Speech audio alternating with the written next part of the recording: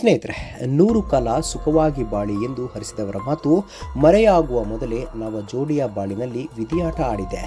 ಅಮೆರಿಕದ ಜಾರ್ಜಿಯಾದಲ್ಲಿ ಮದುವೆಯಾದ ಕೆಲವೇ ಗಂಟೆಗಳಲ್ಲಿ ನಡೆದ ಹೆಲಿಕಾಪ್ಟರ್ ಅಪಘಾತದಲ್ಲಿ ಕೇರಳ ಮೂಲದ ಭಾರತೀಯ ಪೈಲಟ್ ಮೃತಪಟ್ಟಿದ್ದಾರೆ.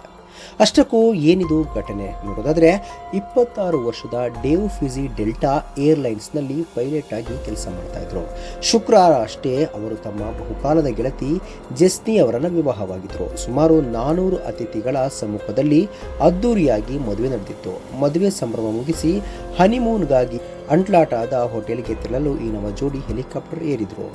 ಆದರೆ ಅವರು ಪ್ರಯಾಣಿಸುತ್ತಿದ್ದ ರಾಬಿನ್ಸ್ R-66 ಹೆಲಿಕಾಪ್ಟರ್ ಮದುವೆ ನಡೆದ ಸ್ಥಳದ ಸಮೀಪದ ಅರಣ್ಯ ಪ್ರದೇಶದಲ್ಲಿ ಪತನಗೊಂಡಿದೆ. ಈ ಭೀಕರ ಅಪಘಾತದಲ್ಲಿ ವಧು ಜೆನ್ಸಿ ಪವಾಡ ಸದೃಶ ಬದುಕುಳಿದಿದ್ದಾರೆ. ಗಾಯಗೊಂಡಿದ್ದ ಅವರು ಸುಮಾರು 6 ಗಂಟೆಗಳ ಕಾಲ ಹೆಲಿಕಾಪ್ಟರ್ ಅವಶೇಷಗಳ ನಡುವೆ ಸಿಲುಕಿಕೊಂಡಿದ್ದರು.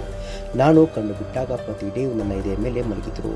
ಅವರ ಮೈಮೇಲೆ ರಕ್ತವಿತ್ತು ಮತ್ತು ದೇಹ ಪೂರ್ತಿ ತಣ್ಣಗಾಗಿತ್ತು. ನರ್ಸ್ ಆಗಿರುವ ಕಾರಣ ಭಯ ಆಗಲಿಲ್ಲ. ಪರಿಸ್ಥಿತಿ ನನಗೆ ತಕ್ಷಣವೇ ತಿಳಿಯಿತು ಎಂದು ಜೆಸ್ನಿ ಕಣ್ಣೀರು ಹಾಕಿದ್ದಾರೆ.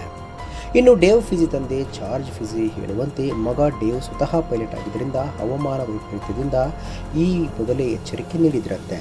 ಹೊರಗೆ ಏನೂ ಕಾಣಿಸ್ತಿಲ್ಲ, ಇಂಥ ಸಮಯದಲ್ಲಿ ನಾವು ವಿಮಾನ ಹಾರಿಸೋದಿಲ್ಲ ಎಂದು ಡೇವ್ ಹೆಲಿಕಾಪ್ಟರ್ ಪೈಲಟ್ಗೆ ತಿಳಿಸಿದ್ರಂತೆ. ಆದರೆ ಪೈಲಟ್ ಅತಿ ಎತ್ತರದಲ್ಲಿ ಹಾರಾಟ ನಡೆಸುತ್ತೇವೆ ಎಂದು ಹೇಳಿ ಪ್ರಯಾಣ ಮುಂದುವರಿಸಿದ್ರು ಎನ್ನಲಾಗಿದೆ. ದುರದೃಷ್ಟವಶಾತ್ ಅಪಘಾತದಲ್ಲಿ ಹೆಲಿಕಾಪ್ಟರ್ ಪೈಲಟ್ ಕೂಡ ಮೃತಪಟ್ಟಿದ್ದಾನೆ. ಈ ಘಟನೆಯಲ್ಲಿ ಅಮೆರಿಕದ ರಾಷ್ಟ್ರೀಯ ಸಾರಿಗೆ ಸುರಕ್ಷತಾ ಮಂಡಳಿ ತನಿಖೆ ಆರಂಭಿಸಿದೆ. ಮದುವೆಯ ಸಂಭ್ರಮದಲ್ಲಿ ಈಗ ಆಕ್ರಂದನ ಮುಗಿಲು ಮುಟ್ಟಿದೆ.